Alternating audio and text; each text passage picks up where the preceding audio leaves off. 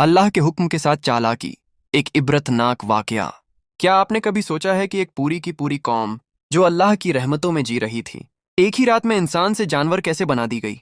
ये कोई अफसाना नहीं, बल्कि कुरान मजीद में बयान किया गया एक सच्चा वाकया है। बनी इजराइल की एक कौम समुंदर के किनारे रहती थी।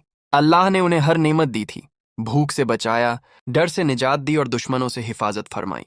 उनकी जिंदगी सुकून और इत्मीनान से भरी हुई थी।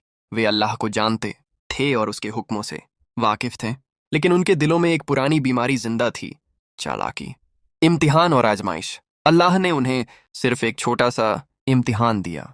हफ्ते शनिवार के दिन शिकार करना मना कर दिया गया। हुक्म हुआ कि उस दिन अपना काम छोड़ दो और सिर्फ मेरी इबादत करो। इम्तिहान आसान था, लेकिन सब्र मांगता था। शनिवार आता तो समुंदर मछलियों से भर जाता। मोटी ताज़ी मछलियां किनारे तक आ जाती, ऐसा लगता जैसे वे खुद कह रही हों, हमें पकड़ लो। लोगों के दिल बेचैन हो गए, घरों में झगड़े होने लगे। भूख, लालच और सब्र की कमी ने उन्हें घेर लिया। तभी शैतान ने उनके दिलों में एक बात डाल दी, हुक्म मत तोड़ो, बस रास्ता बदल लो। मसलहत और मकारी। उन्होंने कहा, हम शनिवार को मछली नहीं पकड़ेंगे, बल्कि उसी दिन जाल बिछा देंगे और इतवार को मछलियां निकाल लेंगे। इसमें हमारा क्या गुनाह? कौम के बुजुर्गों ने बहुत समझाया और कहा कि अल्लाह सब देख रहा है, ये चालाकी तुम्हें अजाब की तरफ ले जाएगी। लेकिन उन्होंने हंसकर जवाब दिया, हम तो अक्लमंद हैं, हमने हुक्म तोड़ा ही नहीं। धीरे धीरे पूरा शहर 3 हिस्सों में बंट गया।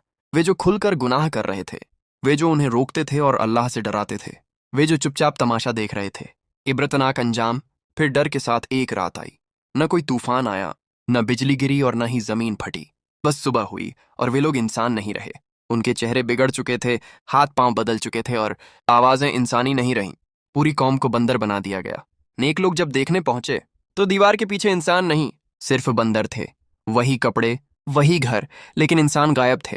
रिवायत में आता है कि यह अजाब 3 दिन रहा। न उन्होंने कुछ खाया, न पिया और तड़प तड़प कर खत्म हो गए।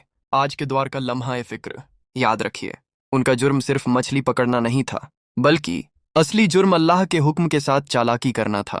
आज भी हम यही करते हैं। सूद को मुनाफा कहते हैं, रिश्वत को तोहफा का नाम देते हैं, झूठ को मजबूरी करार देते हैं।